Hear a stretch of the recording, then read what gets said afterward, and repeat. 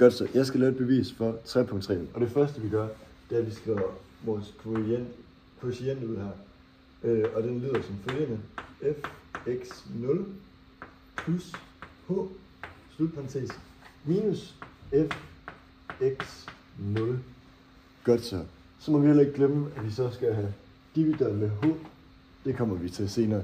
Det var trin 1. Nu har vi skrevet den op, og målet med trepunktsreglen, det er ligesom at gå fra, se hvad der sker, når vi ændrer på y-værdien, og over x-værdien. Så det næste vi gør her, det er trin 2. Der siger vi, som sagt tidligere, fx0 plus h, divideret med h, husk det lige, minus fx0. Godt. Lad os starte fra den ende af. Det første vi gør, det er, at vi siger h går ud med h, fordi at vi har jo ligesom begge h'erne her, og man skal dividere med h. Og det er ligesom at sige 1 divideret med 1, det giver 1. Fordi vi har en h-værdi her. Så der kan vi starte med at sige h her i vores endelige resultat. Og lige nu, der går vi egentlig bare efter at forenkle vores regnestykke.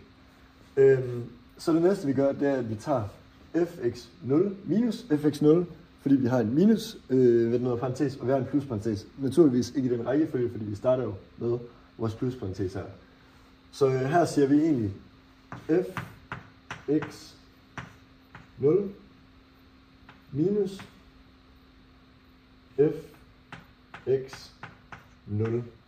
Og det er ligesom at sige 1 minus 1, det er 0. Så det giver 0. Så vi har her h er lige med 0. Godt. Nu skal vi jo så finde grænseværdien, og det er fra h til 0.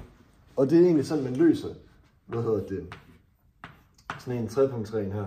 Det er det, den går ud på. Det er at finde grænseværdien fra h til 0.